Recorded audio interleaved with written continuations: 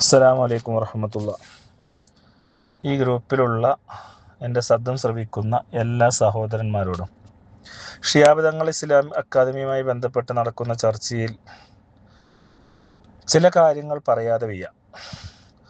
അതായത് അവിടെ പഠിപ്പിച്ച ഒരു ഉസ്താദിൻ്റെ ഒരു ഫോൺ വരികയുണ്ടായി. എനിക്ക് കുറച്ച് ദിവസം മുന്നേ വന്നിരുന്നു, ഇന്നും വന്നിരുന്നു. അവിടെ പഠിപ്പിച്ച ഒരു ഉസ്താദ്, ഉദവി അല്ലാത്ത ഒരു ഉസ്താദ്. ആ ഉസ്താദിൻ്റെ സങ്കടം പങ്കുവെക്കുകയാണ്. ഉസ്താദ് പറയാണ്, ഉസ്താദിനെ എന്താ പറയുക, ചവിട്ടി ഇങ്ങനെ താഴ്ത്തുമല്ലോ, നമ്മൾ മണ്ണിൻ്റെ അടിയിലേക്ക് ഇങ്ങനെ ചവിട്ടി താഴ്ത്തുക, അരച്ച് കുടിക്കുക എന്നൊക്കെ പറയുന്ന മാതിരി ഒരു കൂട്ടം ആളുകൾ വിമർശിക്കുക. ഒന്ന് മുഖത്തൊന്ന് അടിക്കുകയാണെങ്കിൽ അത്ര വിഷമം ചിലപ്പോൾ ഒരാൾക്ക് ഉണ്ടാവില്ല, അല്ലെങ്കിൽ രണ്ട് കൊടുക്കുകയാണെങ്കിൽ ഉണ്ടാവില്ല, അല്ലെങ്കിൽ അവനെ കൊല്ലുകയാണെങ്കിൽ അവനുണ്ടാവില്ല. അല്ലാതെ രൂക്ഷമായി വിമർശിക്കുന്ന ഒരവസ്ഥ ഒരു ഉസ്താദിന് അവിടെ അനുഭവപ്പെട്ടു എന്ന് അറിയാൻ സാധിച്ചതിൽ വളരെ സങ്കടമുണ്ട്. നമ്മൾ വിചാരിച്ച മാതിരിയൊന്നും അല്ല അവിടെ ഉണ്ടായിരുന്ന ഉദവികൾ ഈ സ്ഥാപനത്തിനെതിരെ ചെയ്തത്. ബഹുമാനപ്പെട്ട സയ്യിദുൽ ഉലമക്ക് വേണ്ടി സംസാരിച്ചതിൻ്റെ പേരിൽ അവിടെയുള്ള വേറൊരു ഉസ്താദിനെ ക്രൂശിക്കുക വരെ ചെയ്തു എന്നാണ് അറിയാൻ കഴിഞ്ഞത്. സമസ്തയുടെ സ്ഥാപനത്തിൽ, SKSF സ്ഥാപനത്തിൽ, സമസ്തയുടെ ദാറുൽ ഹുദ സംവിധാനത്തിൽ പഠിക്കുന്ന കുട്ടികൾക്ക് സമസ്ത പറഞ്ഞതിൻ്റെ പേരിൽ ഈ ഉസ്താദിനെ രൂക്ഷിച്ചു എന്നാണ് അറിയാൻ കഴിഞ്ഞത്. ഞാൻ ചോദിക്കട്ടെ, എന്തായിരുന്നു ഇവരുടെ ലക്ഷ്യം? ഏറ്റവും വലിയ ഷെയ്ഖ് ബഹാവുദ്ദീൻ നദ്വി ആണെന്നും അതിൻ്റെ മേലെ വേറൊരാൾ ഇല്ല എന്നുമൊക്കെ ആണത്രേ ഇവർ പഠിപ്പിച്ചു കൊടുക്കുന്നത്. അതിൻ്റെ സംശയം ചോദിക്കാൻ വേണ്ടി ആ കുട്ടികൾ ഈ ഉസ്താദിൻ്റെ അടുത്ത് ചെന്നപ്പോൾ ഈ ഉസ്താദ് ആ കുട്ടികളോട് സാമ്യമായ രീതിയിൽ മറുപടി പറഞ്ഞു. അതായത്, ഞാൻ പഠിച്ചത് ഇന്ന സ്ഥലത്താണ്, ഞാൻ പഠിച്ചത് ഇങ്ങനെയാണ്, നമ്മൾ പണ്ഡിതന്മാരെയാണ് കാണുന്നത്. ബഹാവുദ്ദീൻ നദ്വി ഉസ്താദ് വലിയൊരു പണ്ഡിതനൊക്കെ തന്നെയാണ്, ഏറ്റവും വലിയ ആളാണ് എന്നുള്ളതിൽ എനിക്ക് അഭിപ്രായമില്ല എന്ന് പറയുകയുമുണ്ടായി. അതുപോലെ എന്നിട്ട് ഈ ഉസ്താദിനെ അവിടെയുള്ള മറ്റു ഉദവി ഉസ്താദുമാർ വിളിച്ചുകൊണ്ട് ഈ ഉസ്താദിനോട് പറയാണിത്രേ, നിങ്ങൾ എന്താ പറയാ, പറയാൻ പറ്റൂല, നിങ്ങൾ എന്താ പറയാ, സമസ്തന്റെ ഒപ്പം നിൽക്കുന്നത് കൊണ്ട് ബുദ്ധിമുട്ടുകളൊക്കെ ഉണ്ടാവുന്നോ, അങ്ങനെ എന്ത് വേർഡുകളൊക്കെ ഉപയോഗിച്ചു എന്നാണ് അറിയാൻ കഴിഞ്ഞത്. ഞാൻ ചോദിക്കട്ടെ, സമസ്തന്റെ കൂടെ നിന്നതിന്റെ പേരിലാണോ ഷിഹാബ് തങ്ങൾ ഇസ്ലാം അക്കാദമിയെ ഈ ഉദവികൾ ചേർന്നുകൊണ്ട് ഇങ്ങനെ രൂക്ഷമായി ക്രൂശിച്ചത്? അവിടെ അവസാന ഘട്ടത്തിൽ പഠിപ്പിച്ച ഉദവികൾക്ക് എല്ലാവർക്കും അതിൽ പങ്കുണ്ട്. ഈ ഉസ്താദ് പറയാണേ, ഏതൊരു ഗസാലി ഉസ്താദ് ഒഴിച്ച് ബാക്കിയുള്ളവരൊക്കെ മൂപ്പരെ പരസ്യമായി എല്ലാവരും ഇവിടെ കൂട്ടമായി ഒരാളെ എന്താ പറയാ, ചെന്നായി ആട്ടിൻകൂട്ടത്തിനെ ഓടിക്കുന്നു എന്നൊക്കെ പറഞ്ഞ പോലെ, പഴമൊഴിയൊന്നും എനിക്കറിയില്ല, പറയുന്നത് പോലെ കൂട്ടമായി ചെന്നുകൊണ്ട് ദ്രോഹിച്ചു എന്നാണ് പറയുന്നത്. അതായത് ഞാൻ പറഞ്ഞ പോലെ കയ്യേറ്റമായി എന്തെങ്കിലും ചെയ്യുകയാണെങ്കിലും കൂടി കുഴപ്പമുണ്ടായിരുന്നില്ല. ഇപ്പോൾ നമ്മളൊരു 10 ആൾ ഒരു സ്ഥാപനത്തിൽ നിൽക്കുമ്പോൾ അതിൽ ഒരാൾ ക്രൂശിക്കുമ്പോൾ എന്തേക്കാരം അവസ്ഥ? അങ്ങനെ അവസ്ഥ ഉണ്ടായി എന്ന് പറഞ്ഞ് ആ ഉസ്താദിൻ്റെ അനുഭവം ഉസ്താദ് പങ്കുവെക്കുകയുണ്ടായി. ആ ഉസ്താദിൻ്റെ അനുഭവങ്ങൾ ഇനി കുറേ പറയാനുണ്ട്. ഇപ്പോഴാണ് ഇങ്ങനെ ഓരോന്നോരോന്ന് കേൾക്കുന്നത്, ഓരോ ആളുകളുടെ അനുഭവ കഥകളും. ഞമ്മക്ക് തന്നെ അനുഭവങ്ങളുണ്ട്.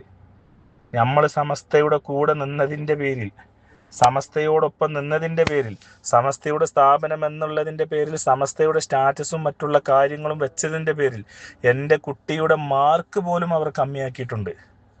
എൻ്റെ കുട്ടി നല്ല റാങ്കിൽ പാസ്സായി, 6ാമത്തെ റാങ്കിൽ എൻ്റെ കുട്ടി അവിടെ എക്സാം എഴുതിയ ആളായിരുന്നു. ഫസ്റ്റിൽ 6ാം റാങ്കായിരുന്നു. ആ റാങ്ക് അവർ 13ാമത്തെ റാങ്കിലോട്ട് മാറ്റി. നല്ലോണം എഴുതിയെന്നാ പറഞ്ഞത്. അവൻ എഴുതിയതിൻ്റെ വിഷമം ഞാൻ പറയുകയാണെങ്കിൽ, എൻ്റെ കുട്ടിയെ ഞാൻ കൊണ്ടുവന്നിരുന്നത് അവിടെയുള്ള ഉസ്താദുമാർക്കൊക്കെ അറിയാം. ഒരു ദിവസം 2000 രൂപ ചിലവാക്കിയിട്ടാണ് ഞാൻ എൻ്റെ കുട്ടിയെ എക്സാം എഴുതിപ്പിച്ചത്. അവിടെയുള്ള ഉസ്താദുമാർക്കും പ്രിൻസിപ്പൾക്കും 2000 രൂപ ഒരു ദിവസം ഞാൻ ചിലവാക്കി. എന്തിന്?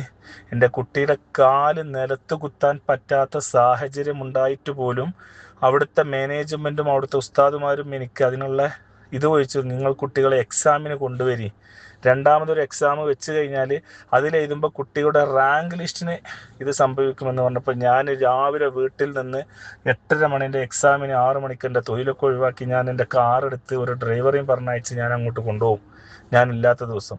എന്നിട്ട് അതിലോട്ട് 1000 റുപ്യേൻ്റെ എണ്ണ അടിച്ച് പൈസ പോയതല്ല. ഇങ്ങനെയൊക്കെ എഴുതി എല്ലാ വിഷയവും കറക്റ്റായിട്ട് എഴുതി അത് കഴിഞ്ഞ് എടുത്തിട്ടാണ് ക്ലാസ്സിലോട്ട് കൊണ്ടുപോയി വിട്ടേക്കല്.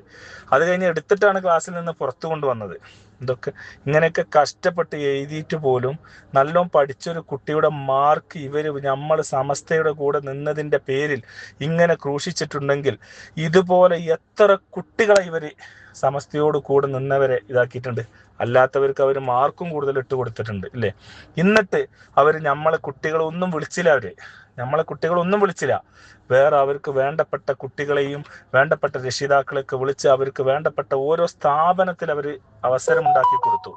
നമ്മളൊക്കെ കുട്ടികളെ ഏതോ സ്ഥാപനത്തിലോട്ട് നിങ്ങൾ വേണമെങ്കിൽ പോയിക്കോളൂ, ഇല്ലെങ്കിൽ പോകണ്ട എന്ന രീതിയിൽ സംസാരിച്ചു. എന്നിട്ട് അവിടെ സംഭവിച്ചതറിയോ? ബുക്കിന്റെ പൈസ അവർ വാങ്ങി. ഞാൻ ചോദിക്കട്ടെ, ആ സ്ഥാപനം ഒഴിവാക്കണമെന്ന് ആ മാനേജ്മെന്റിന് ആവശ്യമുണ്ടെങ്കിൽ അവർ ഈ കുട്ടികളുടെ ബുക്കിന് പൈസകളൊക്കെ വാങ്ങുമോ? ഇല്ല. എൻ്റെ കുട്ടിയുടെ ബുക്കിന് 2000 ചില്ലാനും രൂപ അവർ വാങ്ങിയിരുന്നു. എനിക്കതിൻ്റെ വിഷമമുണ്ടായി. എൻ്റെ കുട്ടി പഠിക്കണില്ല. ഞാൻ ലാസ്റ്റ് ദാറുൽഹുദയ്ക്ക് വിളിക്കണോ എന്ന് ചോദിച്ചു. അങ്ങനെ സവാദ് ഉദവി അല്ല, അങ്ങനെ എന്താ പറയാ, സവാദ് വാഫി അല്ല, സാബിക് ഉദവി ഉസ്താദിനെ വിളിച്ച് ഞാൻ പറഞ്ഞു, എൻ്റെ കുട്ടിയുടെ ഫീസ് ഞങ്ങൾ അവിടെ തന്നിട്ടുണ്ട്, അത് തരൽ നിങ്ങൾ ഉത്തരവാദിത്തമാണ്. എൻ്റെ കുട്ടിയുടെ 2300 റുപ്യ മൂപ്പര് മിനിഞ്ഞാന്ന് എനിക്ക് അയച്ചു തന്നു. മിനിഞ്ഞാന്നോ നാലാന്നോ എനിക്ക് അയച്ചു തന്നു. ചോദിച്ചിട്ട് കുറേയായി. എനിക്ക് എൻ്റെ പൈസ കിട്ടണം, ഇല്ലെങ്കിൽ ഞാൻ ദാറുൽഹുദയിലോട്ട് വരും, ഇല്ലെങ്കിൽ ഞാൻ എങ്ങോട്ടാച്ചാ വരാൻ ഞാൻ തയ്യാറാണ്. ഞാൻ സ്ഥാപനത്തിന് വേണ്ടി നമ്മൾ കൊടുക്കും, ഇവർക്കും കൊടുക്കലുണ്ട്, എല്ലാവർക്കും കൊടുക്കലുണ്ട്, കൊടുക്കുന്നതിനല്ല പറയുന്നത്. അങ്ങനെ അവർ അയച്ചു തന്നു. എന്തിനാണ് ഇവർ ഇങ്ങനെയൊക്കെ ചെയ്യുന്നത്? അത് ഞാൻ ആവശ്യപ്പെട്ടതാണ്. എന്തിന്? ഞാൻ ചോദിക്കട്ടെ, സമസ്തയും ദാറുൽഹുദയും ഒക്കെ ഒരുപാട് ബഹുമാനിക്കുന്ന, നമ്മളെ കുട്ടി ഒരു ഉദവിയായി മാറണം എന്ന് ആഗ്രഹിച്ചവരാണ് നമ്മൾ.